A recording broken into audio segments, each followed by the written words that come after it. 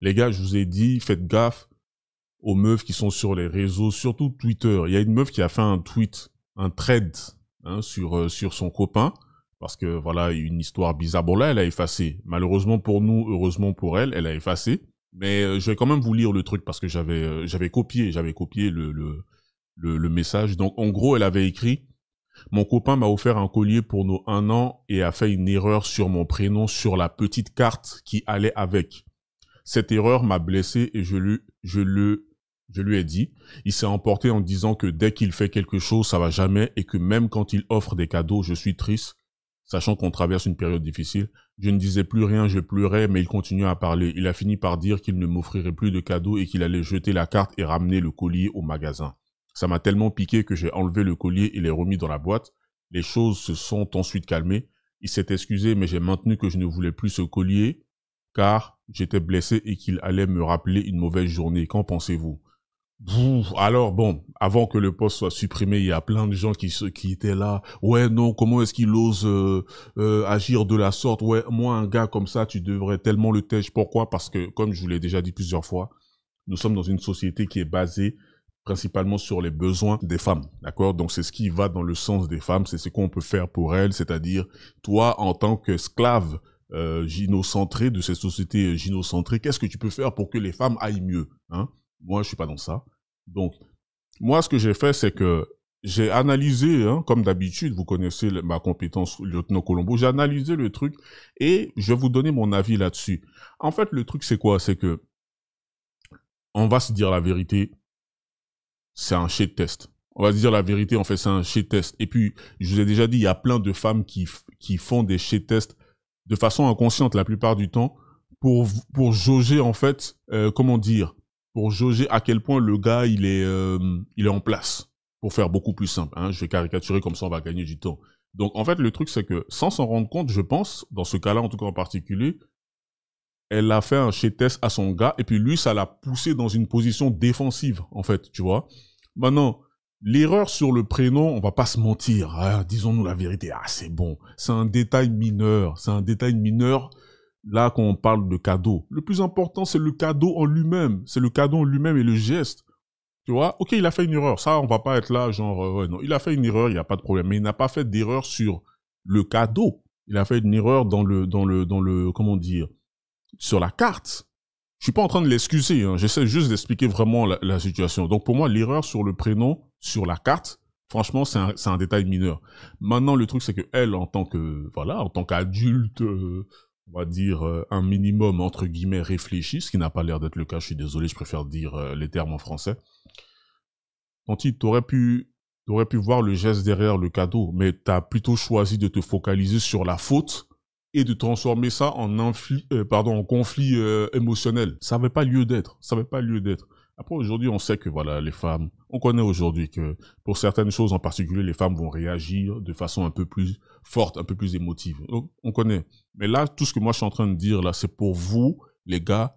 Comme ça, le jour où vous allez vous retrouver dans ce genre de situation, je pense que vous êtes déjà retrouvés dans ce genre de situation, vous saurez comment mieux gérer. Sur le coup, sur le moment, c'est pas toujours évident. Je vais pas venir m'asseoir ici en disant, ouais, les gars, moi, je fais ça tous les jours parce que je suis le boss du game. Non, non, non. Nous aussi, on est tombés dans les pièges, mais c'est comme ça qu'on apprend. Comme ça, avec cette vidéo-là, avec les petites choses que je vais dire ici, j'espère que ça pourra vous aider le jour où vous allez vous retrouver dans ce genre de situation. Maintenant, le gars, parce que lui aussi, hein, ici, il n'y a pas de discrimination. Le gars, en fait, il aurait dû garder son calme. Toi, en tant que gars, dans ce genre de situation, faut que tu gardes ton calme. Faut pas rentrer dans la dispute. Faut pas être là en train d'essayer de te justifier émotionnellement. Tu vois. Parce que le fait de réagir avec la frustration, comme il a fait, il est tombé dans le piège. Il est tombé dans le shit test de la meuf et il a perdu son, tu vois ce que je veux dire, il a perdu, entre guillemets, ce que maintenant beaucoup de jeunes appellent, son aura. Tu vois, il a perdu son calme. Ouais, non, qu'est-ce que c'est comme ça, je vais plus. Non, ça sert à rien. Pour moi, en fait, en tant qu'homme, dans ce genre de situation-là, il faut éviter de réagir avec frustration en balançant des phrases du style, c'est quoi qu'il a écrit là? Dès que je fais quelque chose, ça va jamais. Non, tu te places en position de victime. Tu vois? Ce qui fait que elle aussi, de son côté, elle est victime. Vous deux, vous êtes des victimes. Et puis toi, ça diminue ta valeur parce que dans sa tête, elle va se dire, donc lui, nous tous ici, nous sommes lui aussi, c'est une victime. C'est bizarre. Parce que elles vont accepter leur rôle de victime parce qu'elles adorent ça. C'est vous connaissez, hein, c'est leur carte, une de leurs cartes préférées. Tu sais, c'est Exodia le maudit. C'est une carte à double sens. Tantôt victime, tantôt superwoman. Et donc, en fait, le truc, c'est ça, c'est que dans ce genre de situation, il faut prendre du recul, ne pas commencer à s'engager dans une dispute émotionnelle où tu te laisses entraîner, etc. Le bail de venir mettre un ultimatum, c'est pas une bonne idée aussi. Hein? Ah oui, genre, je vais plus t'offrir des cadeaux. Non, c'est trop excessif. Il a montré que là, à ce moment-là, il avait pas le contrôle sur lui. Je le connais pas, donc je vais pas dire que c'est quelqu'un qui fait tout le temps ça. Je me base sur le tweet de la meuf.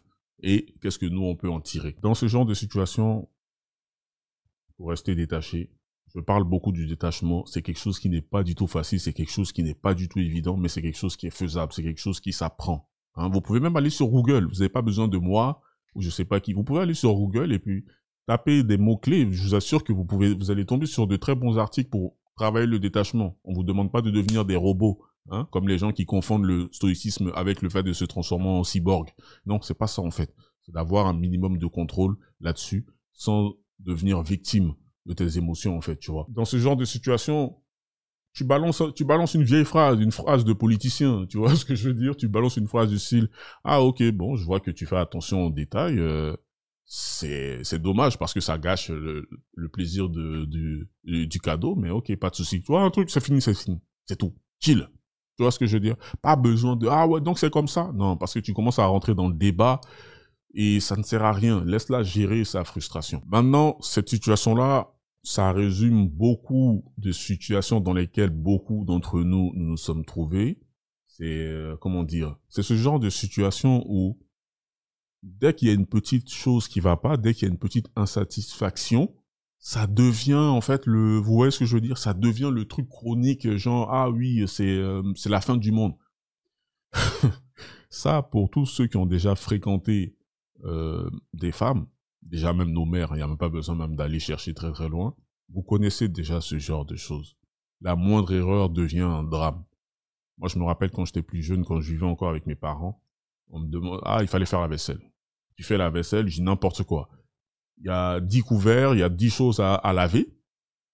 J'en lave 9, je sais pas, dans un moment d'inattention, il y a peut-être une petite cuillère ou une fourchette, on s'en fout, qui m'a échappé. En fait, tu vois, t'as pas fait gaffe.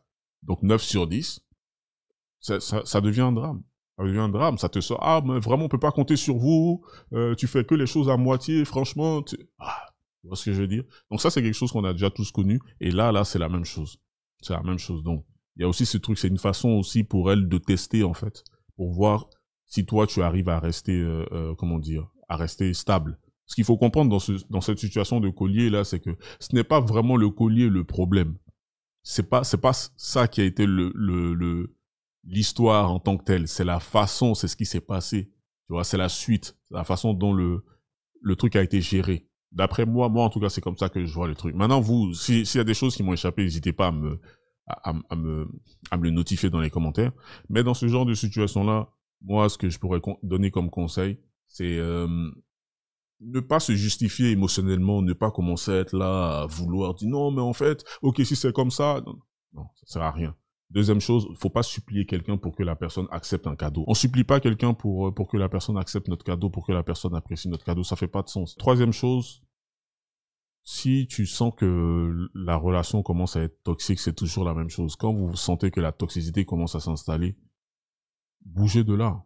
Bougez de là. En tant qu'homme, en fait, vous devez comprendre que plus vous donnez de l'importance aux émotions négatives de votre meuf, de votre copine, plus elles vont devenir, en fait, elles vont utiliser ça comme outil de manipulation.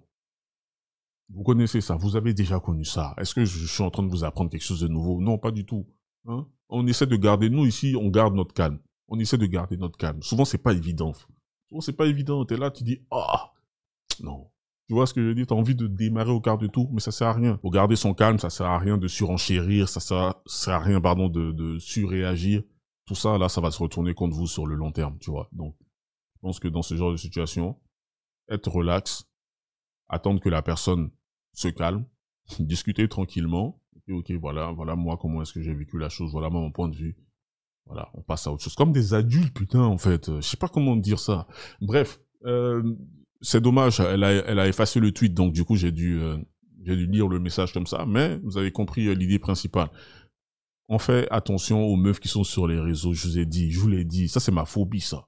Hein? Dès que ça va pas, elles vont aller faire des putains de trades sur vous. Ça c'est quoi ça? Trade, live, vidéo. Ah voilà comment mon copain. Ça c'est des meufs, ça. Non, ça c'est des enfants. Arrêtez, ça c'est des gamines.